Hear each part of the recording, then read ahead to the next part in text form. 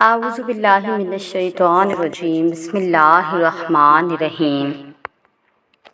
السلام علیکم۔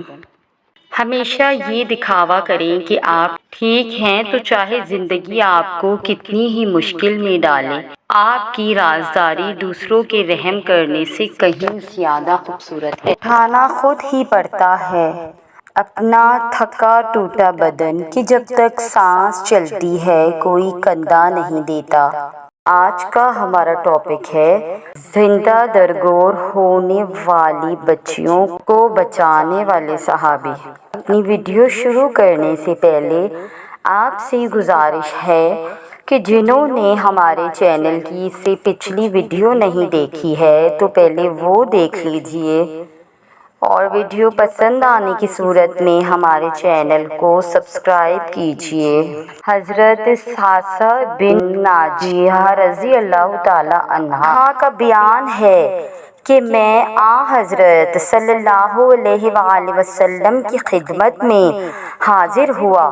آپ نے مجھے اسلام کی دعوت دی، میں اسلام پر ایمان لے آیا، مجھے قرآن پاک میں سے کچھ آیتیں سکھائی، پھر میں نے عرض کیا یا رسول اللہ صلی اللہ علیہ وآلہ وسلم، کیا ہمیں ان نیک کاموں کا بھی اجر ملے گا جو ہم نے زمانہ جاہلیت میں کیے ہیں، یعنی ایمان لانے سے پہلے کیے ہیں؟ آپ صلی اللہ علیہ وآلہ وسلم نے فرمایا کہ وہ کون سے کام ہیں جو آپ نے کیے؟ تو وہ کہنے لگے کہ یا رسول اللہ صلی اللہ علیہ وآلہ وسلم، ایک روز میری 2 اونٹنیاں گم ہو گئی، میں ان کی تلاش میں نکل پڑا تو ایک صحرائی میدان میں مجھے 2 کمرے نظر آئے، میں ان کمروں کی طرف بڑھ گیا، ان میں سے ایک کمرے میں مجھے عمر رسیدہ شخص بیٹھا ہوا ملا، تو میں نے ان سے کہا کہ کیا آپ نے 2 اونٹنیاں دیکھی ہے؟ اس بوڑھے شخص نے مجھ سے ان اونٹنیوں کی علامت پوچھی، تو میں نے اس کو بتایا کہ خاصہ قبیلے کا نشان ہے اس پر۔ وہ عمر رسیدہ بوڑھا کہنے لگا کہ ہاں، وہ 2 اونٹنیاں ہمارے پاس ہیں اور ہم نے ان کی اچھی طرح دیکھ بھال کی ہے، اتنی دیکھ بھال کہ اس کے بچے جنمائے، اور پھر ہمارے قبیلے میں سے ایک گھر اس وجہ سے خوشحال ہو گیا۔ پھر فرماتے ہیں کہ وہ بوڑھا شخص ابھی میرے ساتھ محو گفتگو تھا کہ ایک عورت کی اس کمرے سے آواز آئی کہ بچہ پیدا ہونے والا ہے۔ وہ بوڑھا کہنے لگا کہ اگر لڑکا جنا ہے تو ٹھیک ہے، اور اگر لڑکی ہے تو اس کو دفنا دو۔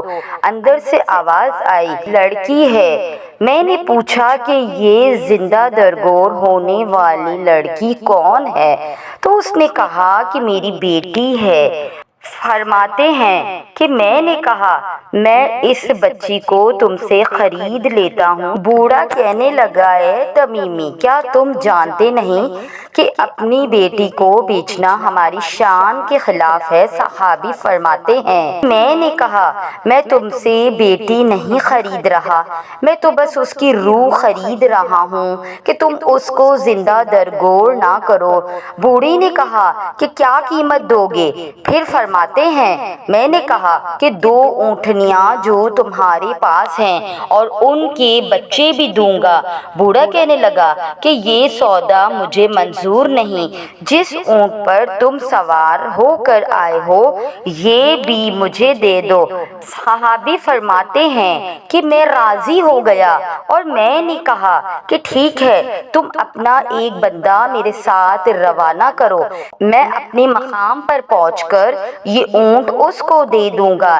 لہٰذا ایسا ہی ہوا کہ ان کا قاصد آیا اور میں نے گھر پہنچ کر وہ اونٹ بھی دے دیا۔ پھر وقت گزرتا گیا اور وہ لڑکی بڑی ہوتی گئی، وہ میرے ساتھ کھیلتی تھی، لاڈ کرتی تھی، میری ڈاڑھی پکڑتی تھی، حتیٰ کہ وہ مجھے سگے رشتوں کی طرح عزیز ہو گئی اور واقعتاً میری بیٹی بن گئی۔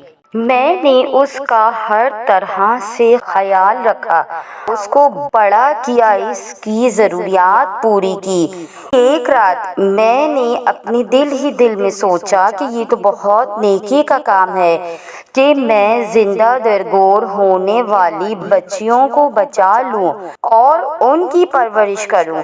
لہٰذا پھر میں یہی کرنے لگا کہ جہاں کہیں بھی سنتا تھا کہ یہ لڑکی پیدا ہوئی ہے تو میں پہنچ کر وہ 3 اونٹوں کے بدلے خرید لیتا۔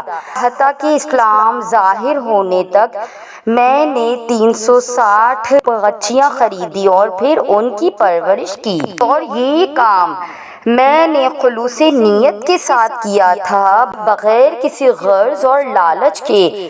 تو یا رسول اللہ صلی اللہ علیہ وآلہ وسلم، مجھے بتائیے کہ کیا میرے اس زمانہ جاہلیت میں کیے گئے عمل پر مجھے کچھ اجر ملے گا؟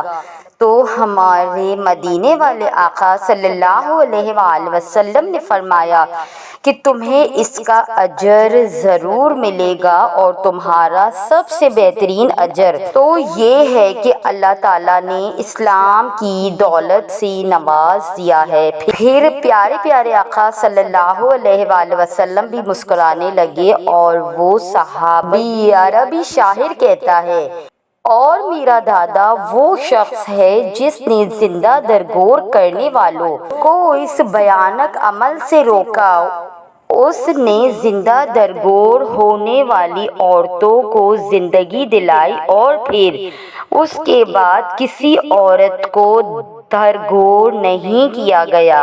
تو یہ تھی ہماری آج کی ویڈیو۔ اگر آپ اس نیک کام میں میرا ساتھ دیں گے تو آپ کا بے حد شکریہ۔